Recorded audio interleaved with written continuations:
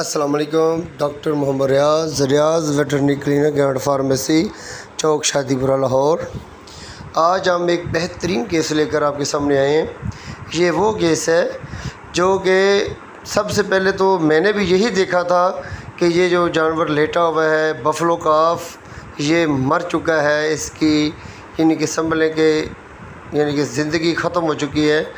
तो जब हम डेयरी के फार्म यानी कि डेयरी फार्म के बाहर ही थे तो जो फार्मर था उसने भी कह दिया था, डॉक्टर साहब जिसके लिए आपको बुलाया गया था वो तो जानवर एक्सपायर हो चुका है, हमने वो कचरे में फेंक दिया है, वो अब नहीं ठीक हो सकेगा, हमने इसको ज़ाया कर दिया। तो हमने जब जाकर देखा, हमने देखा यार इतनी दूर से हम सफ़र करके आए हैं, अगर उसकी सांस चल रही है तो हो सकता है कि हम इसका इलाज कर सकें।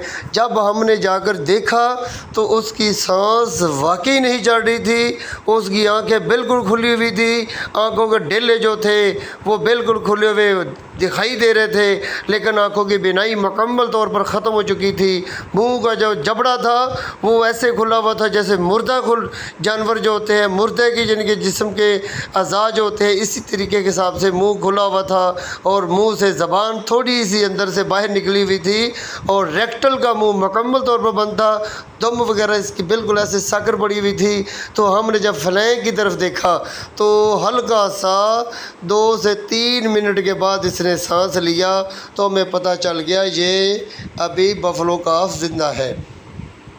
और इसका टेम्परेचर भी बहुत ज़्यादा डाउन हो चुका था, इसका टेम्परेचर भी तकरीबन 96 फ़ारेनहाइट तक पहुंच चुका था। हालांकि इतनी गर्मी के बावजूद भी इतना टेम्परेचर क्यों कम हो गया था, इसकी आंखें अंदर को धंस चुकी थी, इसकी आंखों की बिनाई ख़त्म हो चुकी थी, इसकी गर्दन पीछे को अकड़ चुकी थी। जैसे कि जानवर की मौत के वक़्त की जो अलामत होती हैं वो पूरी की पूरी अलामत सामने नज़र आ रही थी। तो हमने अल्लाह का नाम लेकर बिस्मिल्लाहिर्रहमानिर्रहीम पढ़कर इसको NS की ड्रिप लगाई। NS की ड्रिप में हमने कैल्सीविट का इंजेक्शन जो होता है हमने 50 ml इंजेक्ट किया और साथ नीरोफास 5 ml, डेक्सामेथासोन 3 ml और साथ हमने प्रीसाइनोफास 3 ml और इसके साथ साथ हमने ग्लूकोफेज का इंजेक्शन हमने 5 ml ये इंट्रावीनस के ड्रिप में डाल दिया।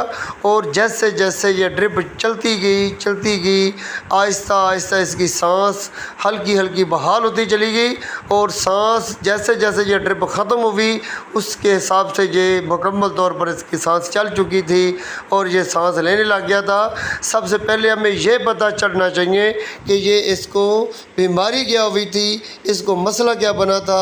ये मसला बना था हाइपोमैग्नीसीमिया का। असल में जिस भैंस का ये दूध पी रहा था वो भी भैंस पहले दूध ज़्यादा दे रही थी, दूध भी कम कर गई और उसके दूध में मैग्नीशियम की बहुत ज़्यादा डेफिशिएंसी थी, कैल्शियम की डेफिशिएंसी थी, क्योंकि ये मिनरल पाउडर वगैरह नहीं डाल रहे थे, सब्ज़ चारा कम डाल रहे थे और इसके साथ ये सिर्फ यानी कि सूखी तूड़ी और खुश्क जई वगैरह यही डालकर गुजारा कर रहे थे जानवरों का, क्योंकि आजकल बहुत ज़्यादा चारा महंगा है, इसकी वजह से ये सिर्फ यही कर रहे थे। तो हमने जब ड्रिपें लगाई तो देखा अल्लाह की मेहरबानी से ये खड़ा हो चुका है और खड़ा हो गया और चलने फिरने में इसकी कोई दिक्कत नहीं है और ये दूध भी पीने लग गया है। अब ये अल्लाह की मेहरबानी से तंदुरुस्त हो चुका है।